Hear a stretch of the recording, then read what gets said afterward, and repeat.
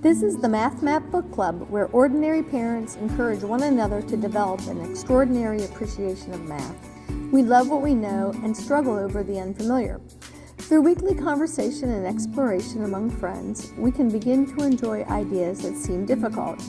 Join our book club as we discover how math helps us to know God and to make Him known.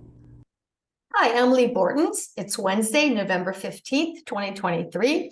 Welcome to the Math Map Book Club, where Kirsty Gilpin and I discuss a math concept each week from our soon-to-be-released math curriculum for families with students in classical conversations communities. So as you may know, Kirsty's not here today. She's on some sort of adventure. And so I get the privilege of trying to fill her shoes. And I thank you all for, being here with us. It is week 28, which means there's just 2 more to go. And for those who are interested, the week after Thanksgiving, we will have week 29. Then I think December 6th is our last meeting. And that's, we'll talk about blue books and how to have one for with the math curriculum. So for today, we are looking at week 28. And is the next slide got a bigger picture, Emma, or is this, should I use this? Yeah, that's what I thought. There's usually a bigger one.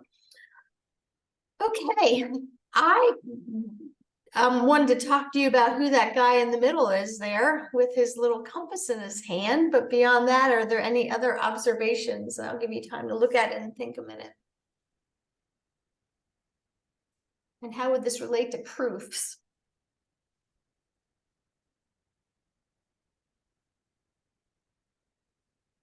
Looks like he's explaining something, so maybe he's proving something that one of the other people asked, the question they asked. He's using a compass, so he's drawing something down there. I kind of like the woman in the center looking up at the person, or I don't know, man or woman, and above them, and like, are you getting what he's saying?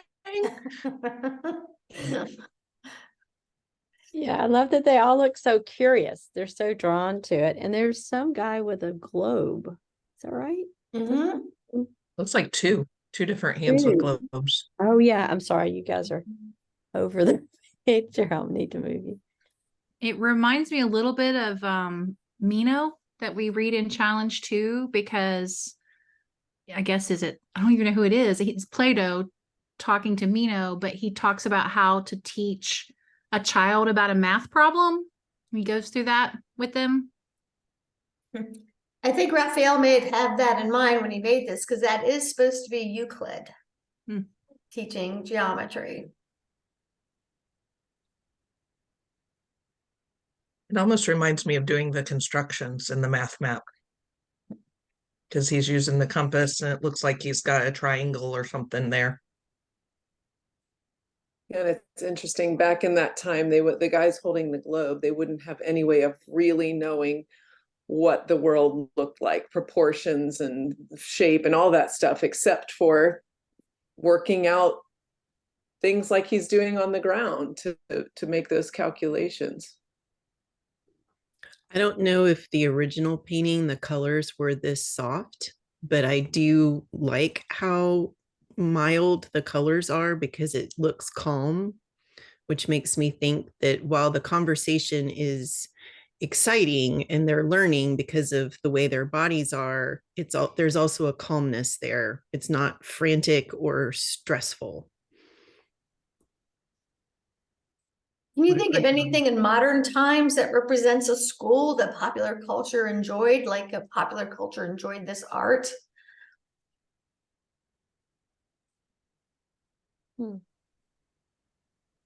Popular culture likes movies. Yeah. So, about school and math. Oh, about school. Got it. Historical fiction, maybe.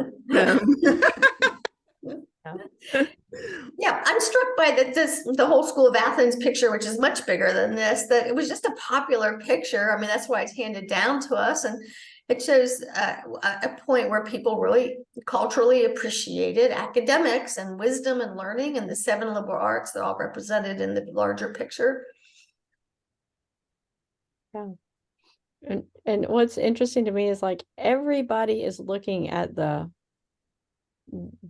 the painting. I mean, it's like even not seeing Euclid's head. I mean, he's not, I would think you would put him as the star of the show, so to speak, but he's not really. He's looking, you don't even see his face. Everybody's looking at what you're solving. I mean, they're all fascinated, kind of the same level of fascination, both the mentor, the teacher, and the students. So yeah, you don't see that in modern culture, unfortunately. Shame. This does remind me of stick in the sand in our pedagogy. So it's very limited tools to be able to teach what he's trying to show them.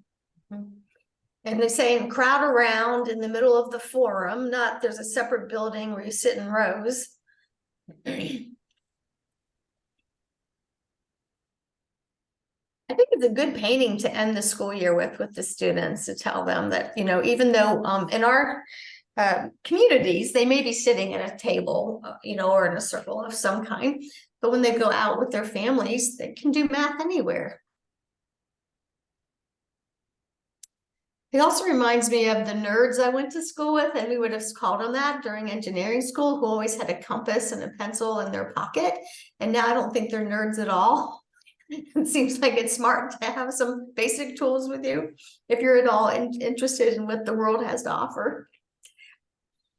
And kind of to piggyback on what Amanda said about the colors being calm, I think it reminds us that we can like have restful conversations, because I don't know, like as a director, sometimes you revert back to that teacher mindset, and you have to continually focus and remember we're having a conversation, and we can have and it's not an antsy one. It's not like, oh, what are they going to ask me? And do I know what to say, what response to give? It's just having a conversation and being restful in it. And it takes a while to get to the point where you feel comfortable doing that. I think one thing that's going to be really difficult with the math map, and because it's difficult with other curriculums in math, is like, as I'm going through the problems and checking everything out, I realize that I have this attitude of, oh, I got that wrong, let me go talk to Kirsty. And I don't feel like I failed anything. And for people to be able to just look at it and go, yep, I don't know how to do that problem, let's try another one, you know, or let's go, you know, go to the companion for help. That there's going to still be this anxiety that we've been given from 5 generations of compulsory education, of somehow we're failing if we don't get an A, instead of somehow you're succeeding if you go ask a question.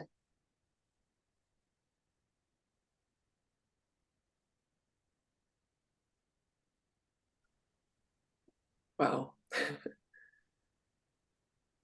Thanks, Jill. All right, so next slide, Emma. So Kirsty wanted us to discuss the difference between a theorem and a theory.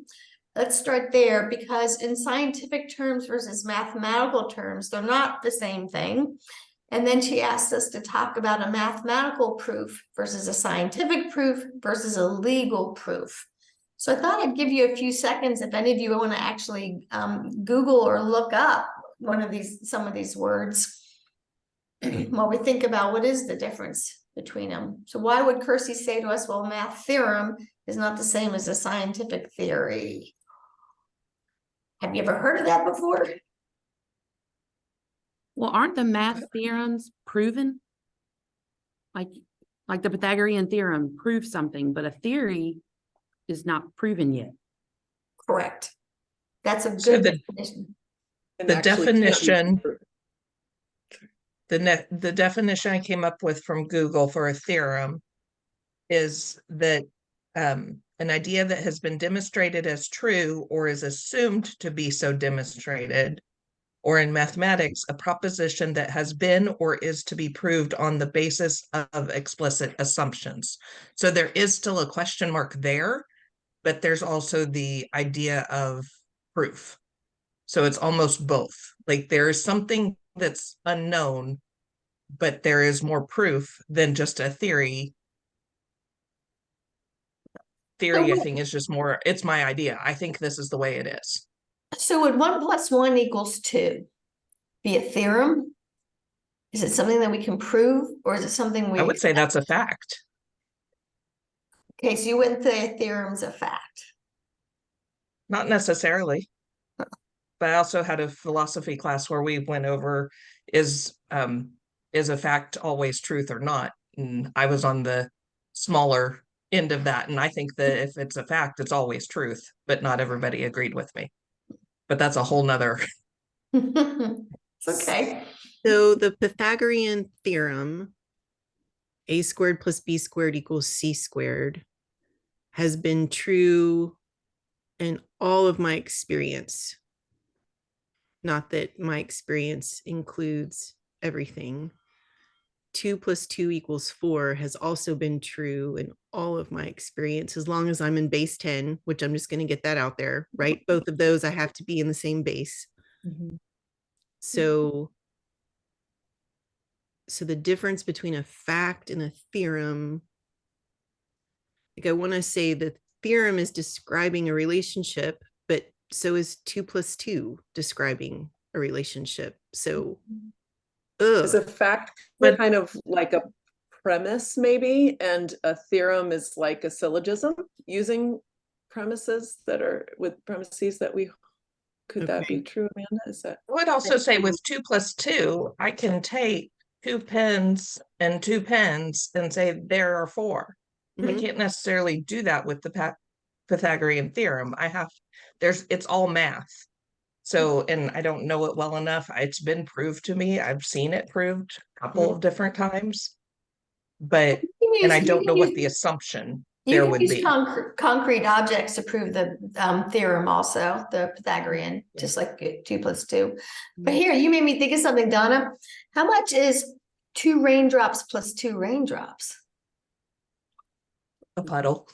Yeah, is it 1 when they join? What happened to the 4-ness? So even facts can be used for fun things to think about. All right, so what would be the difference between these things and maybe a legal proof? Well, to me, a legal proof is based on a precedent, you know, that's something.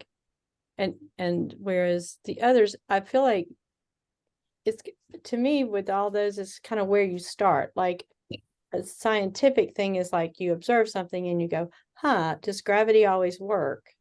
And then you try to prove it. And then with math, it's like you have the fact, like you have 2 things and 2 things and they equal 4, and you just describe what you just observed. I don't know how that works, but legal things to me is like a precedent. So boy, this has given us a lot to think about. I think legal proofs are very squishy, right? It's built off of eyewitnesses in the dark who may or may not have seen a guy with red tennis shoes on, or they could have been purple tennis shoes. Legal proof is nowhere near as reliable. Yet, I'll stop Yeah, there. because remember that legal- phrase, you gotta prove beyond all unreasonable doubt. Right. So it is squishy.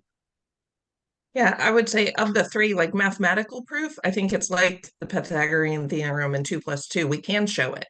That's like 100% showable. Scientific proof, depending on what it is, some of it is 100% showable and some of it is not, either because our technology that isn't there or it's just not true. And so it's not provable. Whereas, and then legal proof is even more shaky ground. You just have to prove that somebody has a doubt. Like, I just have to give you enough doubt. I don't even have to prove anything. It's just doubt. In several of Euclid's proofs, you can't actually prove them. He either uses contradictions. So he says, the only way I can prove this is by showing there's a contradiction. So in some way, you have to believe something in faith there. And then there's another one, can't remember which one, but has to do with angles. And people have spent years trying to prove that like 2 parallel lines intersecting another line create, or 2 lines intersecting a line create parallel lines or something like that. I forgot what it is. That doesn't sound right. But basically, we want to say 90-degree angles, but you can't actually prove that an 89-degree angle is actually going to intersect.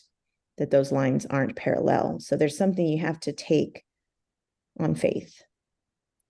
Yeah, because even Euclid's first proof in book 1, he couldn't do that except that he had his list of theorems and postulates and axioms where he had to define his terms, and that's what he took on faith in order to get to that first proof. Mhm. Well, So but then that goes back to 1 + 1, because we're still taking something on faith that we're in base 10. Or a presupposition maybe in that case, Mhm. or not defining our circumstance yet, right? There's so many things. So can you see how elitists who are very smart in the academy can become relativists?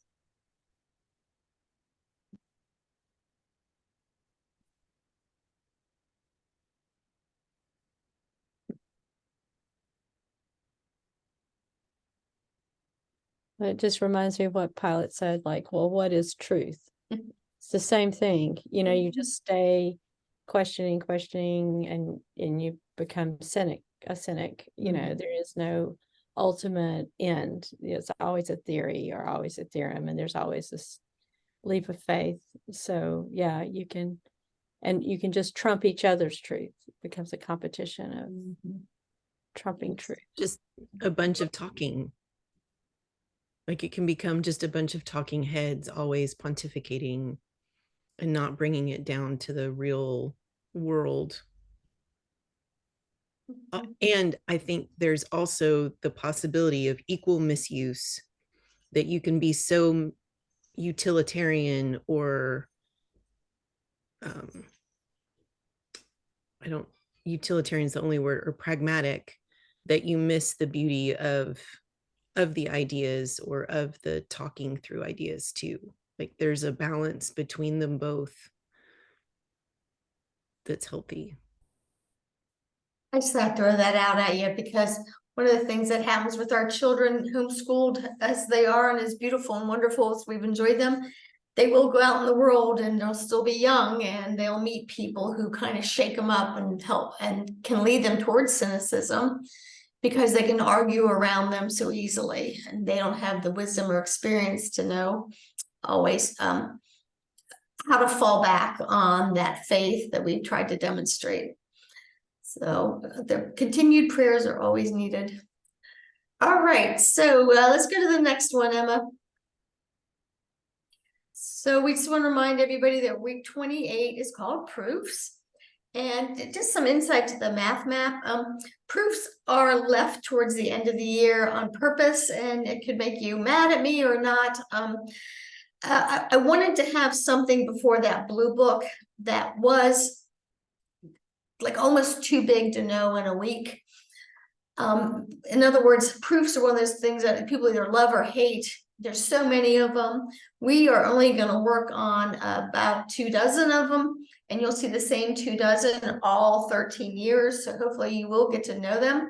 But we also know that at the end of the semester, there's projects due and capstones and all those things.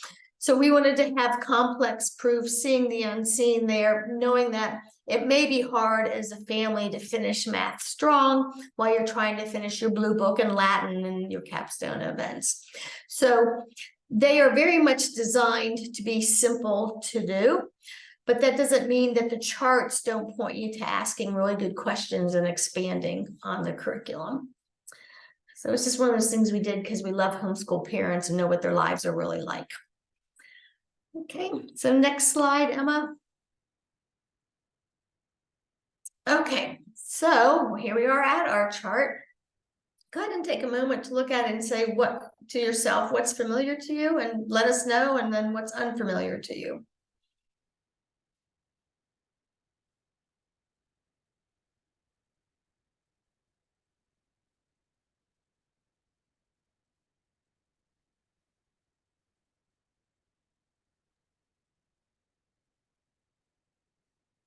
I'm seeing words from logic, Meaning, like, give us an example.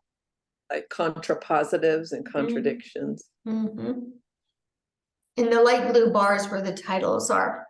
So let's go through those for a moment, and then we'll look at the other white space. So proof by construction. What do you think the tools of a constructive proof are? A compass and a Yeah. pencil. Mhm. And that's not talked about here. It's actually in 14 is where we're introduced to the tools.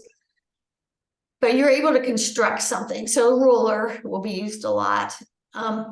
What is a proof by contrapositive, if you remember logic? And if you don't, it's okay. Read the small print beneath it. An equivalent. And you're proving it by negating the opposites. So if I was to say, if a puppy is a dog, then not a dog is not a puppy. That's very simplistic. Okay, well, what about a contradiction? That was one that Crystal was referring to.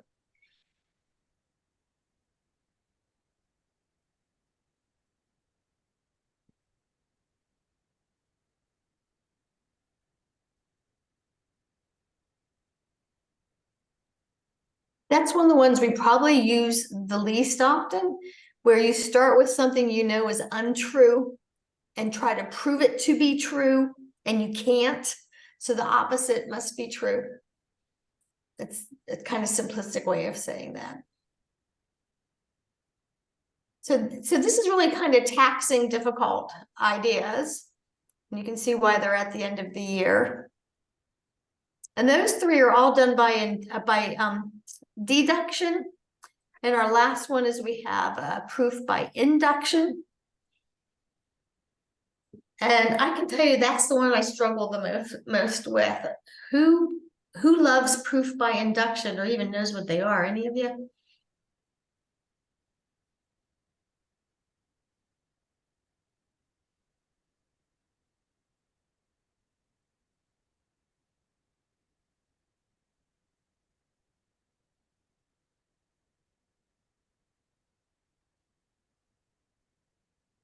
Giving you time to think. So basically you say something is true. It's true that there's 5 basketball players on a basketball court on a team. Well, it now gives me 3 courts, and I see that I have 5 players each on a team on all 3 courts. So then I can assume, I bet if I had 10 courts, I'd find 50 players. That's all induction is. Part of the problem with induction, to me, is mathematically, it's almost either so simplistic or so difficult, depending on the example. It's like it's not something you intuit very easily when you're doing the math. And yet the example I just gave you is probably pretty familiar. So if I told you a car has 4 tires, that's the base case one, and then another car comes along and they have 4 tires, then I might start to say, I bet 12 cars each have 4 tires. But it's not really a proof in the same sense of the other 3, because what if a car shows up that's one of those 3 wheeled things? Or you have dualies. So with what I just said, that's not what you see very well in the chart, because Kirsty, of course, is always pulling us towards college level algebra in her examples.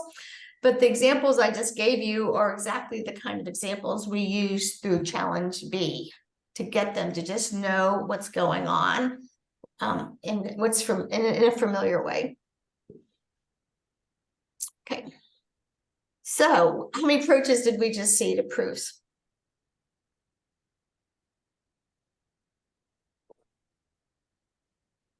Are you all going forward? Okay. Do you see next to the name of each proof, there's an example? So the example is exactly what's underneath. And what our hope was is that the students who were actually really, maybe enjoy math and know they're going to do more in college, it's really hard to remember something well if you don't have a peg to hang it on, right? So we wanted to give each of these examples one fairly simplistic proof they might meet in college to kind of almost memorize. So they can say, okay, a proof by construction, that's that vertical angles. Or a proof by contrapositive, that's that even integer versus the even square, so that they have a way to memorize them.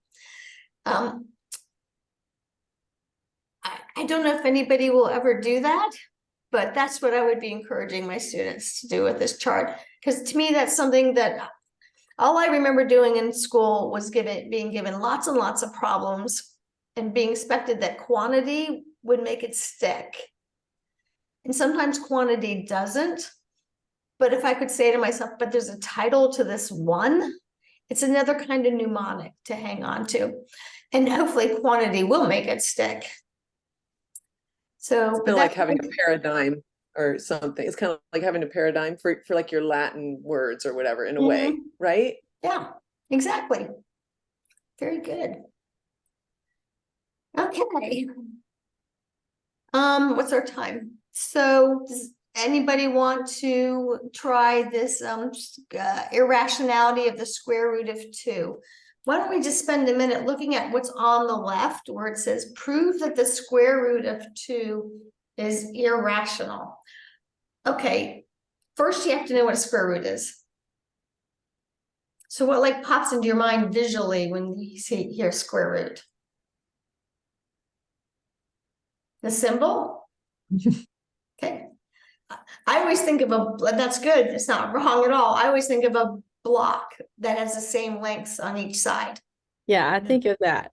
Yeah, like 4, 2, 2, 2, 2. Yeah, I don't know. So that's my mnemonic. So if it's a square root of 2, which equals 1.1414, that's harder to remember, right? Than 2 by 2, like you just described, Amy. So the square root of 2, though, is something from kindergarten on. We're having the students every few weeks work on memorizing it. And then irrational, what does that mean? It means that it can't be written as a ratio. I asked my 12-year-old son, we're doing the math map, I asked him the other day to define a rational number, and he said, I think it's one that can be measured exactly. And I wrote that down because I wondered if that's true. A rational one. The irrationals cannot be measured exactly. I think that's good. Because they're all approximately something, like pi. So that's a tricky thing, is to know that even though you memorize pi is 3.14, I forget the next number. Somebody know it? That something with a string of decimals feels more exact, but in math, pi, the symbol pi, the 2 lines with a hat, is more exact than the decimal version of it. And so isn't that nice though? Because when the kids are like, that's one of the problems parents have, is like they don't know how to help their child finish a problem. And so we try to tell them in the math map, leave it in terms of pi, or write the exact number and tell them what kind of form to look for.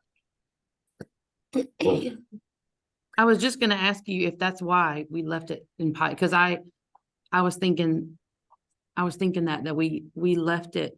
There's a lot of leaving it in pi, so I was wondering about that. Yeah, it's easier to manipulate, but it's actually more exact. Oh, thanks, Donna. 3.141. Then I probably got 2 wrong. It's probably not 2.141. It's 2.178, maybe. I don't know. I'm supposed to have this memorized, but I can't lead a conversation and memorize the things I memorize. All right, so let's go into our next slide. And it's time for our advertisement. I'll let you know, I'm so excited about the complex. It got released a couple weeks ago to the printer, which we've shared with you before. But in those 2 weeks, as I compare still complex to our lower domains, we're working on getting naturals and digits out the door. I'm not finding errors in complex. I'm like so happy, I can hardly believe it. So I'm sure that they're there and people will find them. But there's not, it's just, every time I think, oh, we've got to do that in complex, I go and get our printed version and go, nope, we did it. So that's an answer to prayer to me. So I wanted to talk about the practicums coming up in 2024 and 2025. We're both going to have logic practicums, which of course is still the math map. Something to let folks know as there's conversations about it.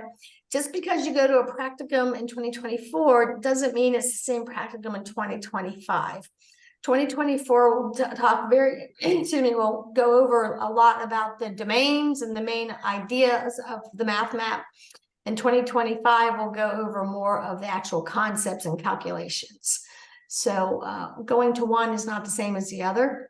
And then also a lot of folks are having, and I love this, they're having kind of introduction to math map seminars at their homes or in their communities. When you do that, please go, please support them. But don't think that's the same as going to a practicum. At the practicum, you'll have the, the trained material and the bigger vision of what's going on. All right.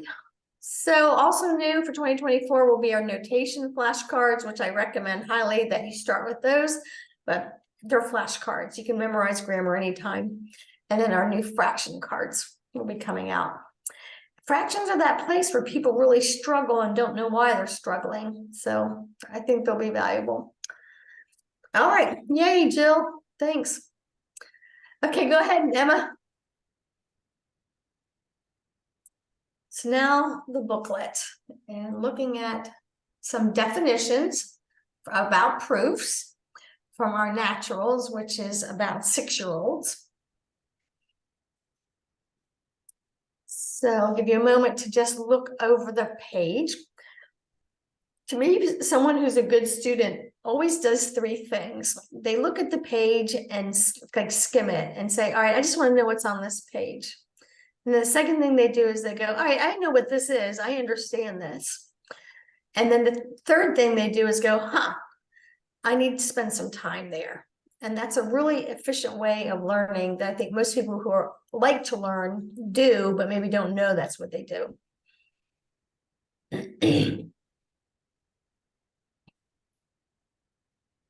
So is everybody used to seeing triangles? And short number lines with an M? What do you think the M is? Midpoint. Yeah, and it's capital M and it's italicized. All the points are italicized as an A, B, D, C above. And then, there's one of those inductive proofs. We'll go over that in a minute. And then that may be one that you're like, oh, yeah, I can read the words. I don't know why I did what I did, but I can read it. And then on the bottom, we're looking at the laws that help us solve algebraic formulas. And then giving some simple practice on order of operations. So that's me kind of just looking at it quickly. So let's go back up and look at more details.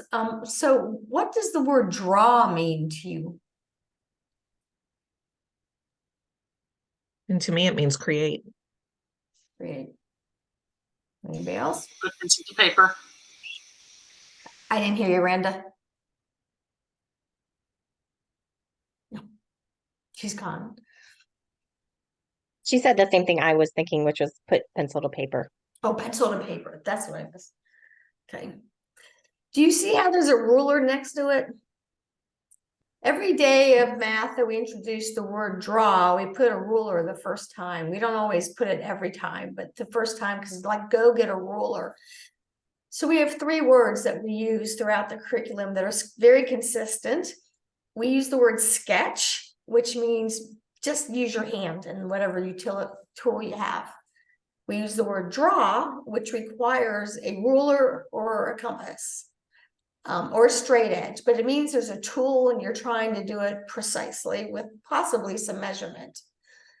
And then when we say the word construct, we mean the numbers don't matter and it's the relationship of all the information on the page that you're trying to recreate.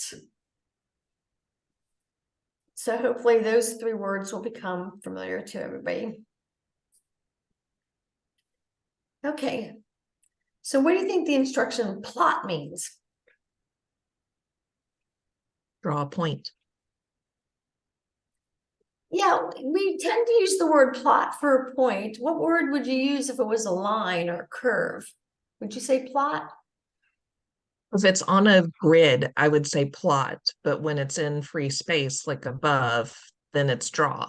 Mhm. So I'm plotting it if I have like a line or, the number line or an actual Cartesian plane. That's good. So we tend to use the word in the math map to plot to mean a point or a series of points before you connect the curve. But if we wanted the whole curve drawn, we usually say graph. So just get familiar with the instruction words. I counted them yesterday in the naturals. There are 31 instruction words repeated over and over and over again. So what I'm excited to hear is my child's bored, and if they're in naturals and they're bored because they've learned how to read the 31 words and do the lessons themselves, I'm going to be like, wait, well done. Go on to the next booklet because there's so much repetition. So, okay, what's your question, Donna? So is plot only for a point, or would you plot a line?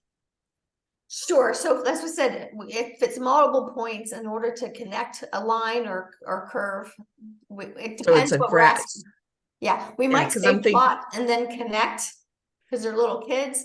And sometimes we Right. just say graph because they're more copying what's next to them. Yeah, I just want, it's just a finite detail of the vocabulary, I guess. Well, definitions matter.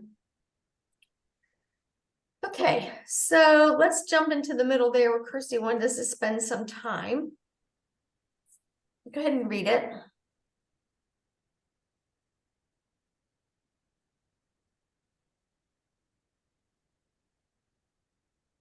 So what would be the fill in the blank that you would complete all 3 times?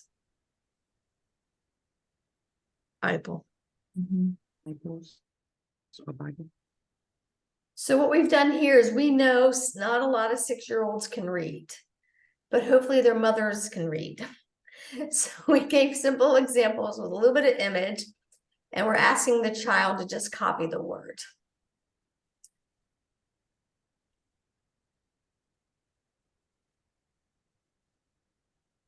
Do any of you see the inductive reasoning in this example? So then, Lee, would you say that this example is really geared towards teaching the parent about inductive reasoning? And I would say everything we've done through Challenge A is really for the parent, but we're trying to go back and now, like some of these instructions have gotten simplified. And so here's where it's for the kid. As I've been going back, this is an older version you're seeing right now. As I go back through the lesson, I think of my 6-year-old Trey doing this lesson this fall. And I stop and I go, oh my gosh, if he has to yell, Mom, one more time, she's going to throw the curriculum away. Right. So I want the bold words to be few and repeated so much that he can actually intuit what the lessons are, whether he's a reader or non-reader. Then we're putting in unbold, the lighter letters, instructions for the parents to read.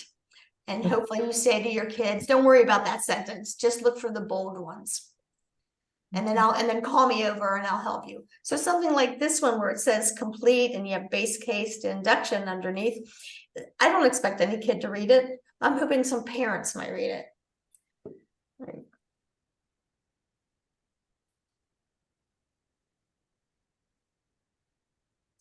So can you guys do someone give me an example of inductive reasoning where your conclusion's not correct? I kind of hinted at one earlier we talked about.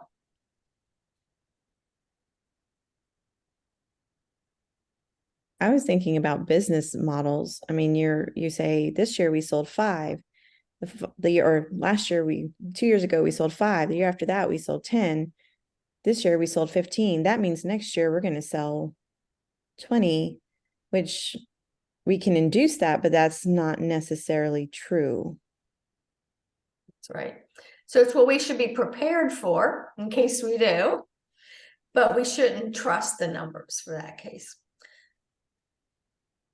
Another place where induction can get you in trouble is going backwards. So if I said there's like 1,000 tigers in India in the year 2000 and 500 tigers in India. I mean, 2,000 tigers in India and 1,000, and you know, double that number at the halfway mark. I'm not explaining this well. That would mean at the origin of time, there's an infinite number of tigers. Mm-hmm. Right. So sometimes it's at the extremes that induction doesn't work. Yeah. You can also do, you know, my friend has red hair. All friends at school have red hair, you know, and then another friend or, you know, another friend at church has red hair. All friends have red hair. Mm-hmm. Yeah. It reminds me of a child I used to teach who was autistic, a young boy, and he would remark, so on Wednesday, teachers wear their glasses and eat salads, because he would see us eating our salad on Wednesday. And it would, I kept thinking it's like striving for finding a pattern that you could depend on. And that's why induction sometimes doesn't work. It's like we're looking for something. And so I would always break Alex's heart because things would change, life would change. So it's just the part Kirsty wouldn't like about what we're saying is we are using induction to discuss human economies. If you use induction to do actually math, that it's abstract math, the patterns are correct. So to watch for that. And once again, circumstance in mathematics it matters. Okay. And then our last question is this true? That arithmetic is to algebra as concrete is to abstract. Huh.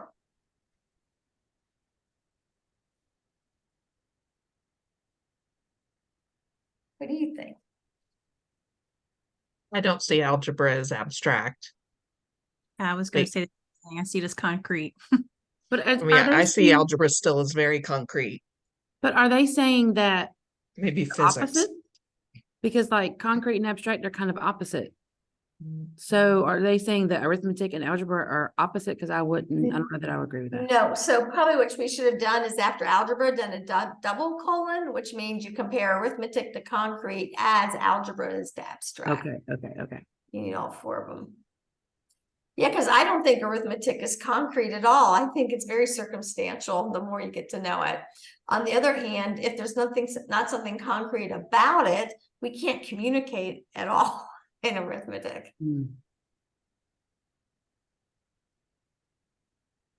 Any other ideas?